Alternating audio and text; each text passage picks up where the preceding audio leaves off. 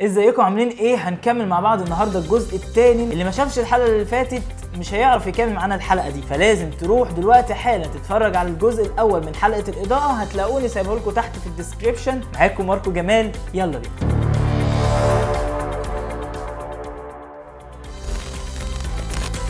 هنتكلم مع بعض في الجزء الثاني من الإضاءة عن اتجاهات الإضاءة، ودي هنتكلم فيها عن 4 اتجاهات أساسية للإضاءة ما ينفعش أستغنى عنهم، وفي حاجات أقدر أستغنى عنهم.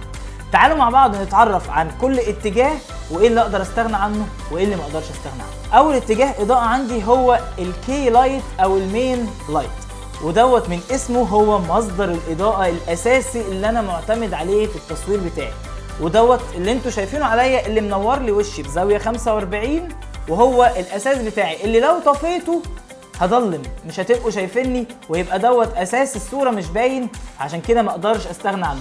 تعالوا كده نشوف لما نطفي الكي لايت بتاعنا شكل الصوره يبقى عامل ازاي.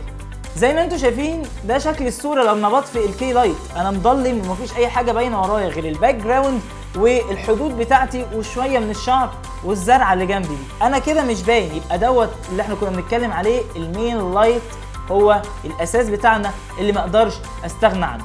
زي ما انتوا شايفين كده الاضاءه لما اتطفت وشي ما بقاش باين، وبقى باين ورايا الباك جراوند بتاعتي والزرعه وحدودي وجزء بسيط من الوش. تعالوا بقى نتكلم عن الجزء البسيط من الوش دوت، وده هنتكلم في اتجاهنا الثاني لاتجاهات الاضاءه وهو الفيل لايت. الفيل لايت من اسمه باين جدا ان انا بتكلم ان انا بملى حاجه. طب انا بملى ايه؟ بملى مكان الظل اللي عمله الكي لايت بتاعي. لما بعمل اضاءه بزاويه 45 فالضوء بيجي من الوش من هنا، فبقى فيه مناطق ظل في المنطقه الثانيه من الوش اللي مش من ناحيه الضوء، فبنعمل لها ملء اللي هو فيل لايت باضاءه ثانيه ممكن تكون نفس اللون او اضاءه مختلفه.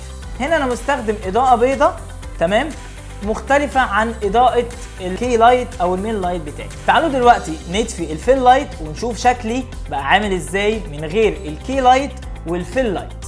زي ما انتوا شايفين كده لما طفيت الفيل لايت والمين لايت ابتدت تبان أكتر الباك جراوند. الباك جراوند هنا هي بتتعمل ليه الإضاءة دي؟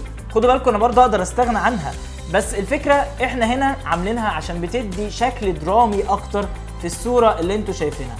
تعالوا نرجع تاني للإضاءة بتاعتنا، بس قبل ما نرجع تعالوا اروح لكم على طول على الأساس الرابع بتاعنا في التصوير وهو التوب لايت. التوب لايت دوت ان انا ببقى جاي مصدر إضاءة من فوق ساقط على حاجة معينة، زي ما احنا شايفين هو ساقط على منظر الشجرة اللي جنبي او الزرعة اللي جنبي علشان تبان بشكل كويس. تعالوا دلوقتي نطفي كل حاجة ونشغل المين لايت بس ونشوف شكل الإضاءة عامل ازاي. زي ما احنا شايفين كده المين لايت دوت هو الأساس بتاعي. انتوا شايفيني مظبوط وواضح وحركاتي باينة، بس حاسين برضو ان الصورة على قد ما هي كويسة وتقدروا تتعاملوا بيها وتشوفوها بشكل كويس، إلا ان الصورة حاسين ان ناقصها حاجة، ناقصها الفيل لايت. بصوا كده لما الفيل لايت اشتغل ابتدت مناطق الظل اللي قلت لكم عليها تبتدي تظهر. برضو كده انت ممكن تقول ان الصورة حلوة جدا وانا كده مش محتاج اي حاجة تانية، انا شايفك كويس والاضاءة كويسة والجو كويس ومفيش اي حاجة مضايقاني. تعالى كده نتفق على اتفاق، يعني احنا كده خلاص اقتنعنا ان انا اقدر استغنى عن الفيل لايت، بس برضو وجوده مهم لانه برضو بيخلق جو وبيعمل احساس بالصورة احسن. وكمان هقول لكم حاجه ان الفيل لايت المستخدم هنا هو عامل زي حدود للظهر بتاعي والكتفي وجزء من الشعر، ففاصلني شويه عن لون الباك جراوند. تعالوا بقى كده ننور الباك جراوند بتاعتنا ونشوف الصوره هتتغير ازاي بالاضاءه بتاعتنا. زي ما انتم شايفين ده شكل الاضاءه لما فتحنا الكي لايت والفيل لايت والباك جراوند لايت. تعالوا كده افتكروا شكل الصورة في الأول كان عامل ازاي ودلوقتي بقى عامل ازاي. المود اتغير تماما، وهو ده اللي احنا كنا اتكلمنا عليه في الجزء الأول من الحلقة بتاعت الإضاءة. زي ما قلت لكم ما تنسوش تروحوا تتفرجوا على الفيديو دوت علشان هيفوتكم كتير قوي عن الإضاءة. لسه ما خلصناش، تعالوا كده بقى نفتح التوب لايت ونشوف ايه اللي هيتغير وشكل الإضاءة هيبقى عامل ازاي. ده شكل الإضاءة اللي احنا شغالين عليها الحلقة دي. زي ما احنا شايفين المين لايت أو الكي لايت، الفيل لايت والباك جراوند لايت والتوب لايت، دي مصادر الإضاءة او اتجاهات الاضاءه اللي احنا اتكلمنا عليها. حابب بس الفت انتباهكم لحاجه زي ما اتفقنا، اهم حاجه عندك يبقى المين لايت بتاعك. علشان كده انا بنصحك لو انت لسه بتبتدي او هتصور جديد، مش هنصحك بقى ان انت تروح تجيب فلاشين 3 4 وتنور هنا وتنور هنا وتنور هنا. احنا لما بننزل كافي جدا جدا جدا ان انت في البدايه تصور 90% من شغلك بمصدر اضاءه واحد اللي هو المين لايت، لان انت بتبقى مصور الوش كله كامل طالع معاك، وبيحصل حتت بس شادو بسيطه ممكن تبقى تدي معاك شكل جمالي، ولو انت مش حاببها زي ما اتفقنا الريفلكتور بتاعك مع الاضاءه والموضوع خلص، مش محتاج بقى مصادر اضاءه كتير.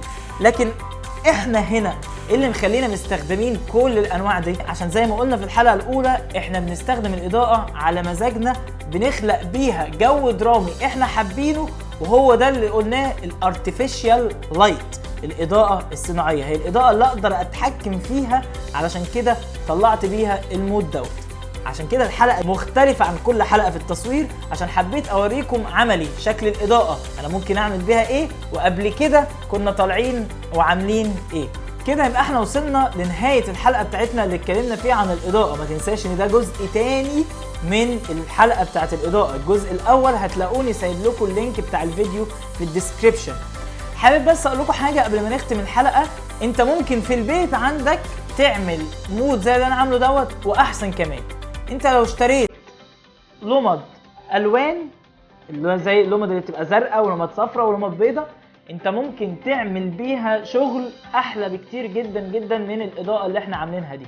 الموضوع كله بس محتاج صبر، محتاج انك تجرب، محتاج انك تختار مكان كويس تصور فيه وتظبط اضاءتك بشكل مظبوط. ما تنساش المين لايت، الفيل لايت، الباك جراوند لايت، والتوب لايت، وقلنا ايه اللي اقدر استغنى عنه وايه اللي ما اقدرش استغنى عنه، وكل واحد وامكانياته وشطارته. واحد ممكن يستخدم الاربعه، وواحد تاني ممكن يستخدم واحد بس. يا ريت ان انتوا تبداوا تجربوا الكلام دوت فعلا، وتبعتوا لي على الانستجرام. هتلاقوا الانستا تحت عندكم برده في الديسكريبشن، انا سايب لكم اللينكات بتاعت اللي تقدروا تتابعوني عليها على السوشيال ميديا، سواء فيسبوك، سواء انستجرام، سواء تيك توك، او حتى التشانل بتاع اليوتيوب. في الختام ده كان الجزء الثاني من حلقه الاضاءه. بس كده، سلام.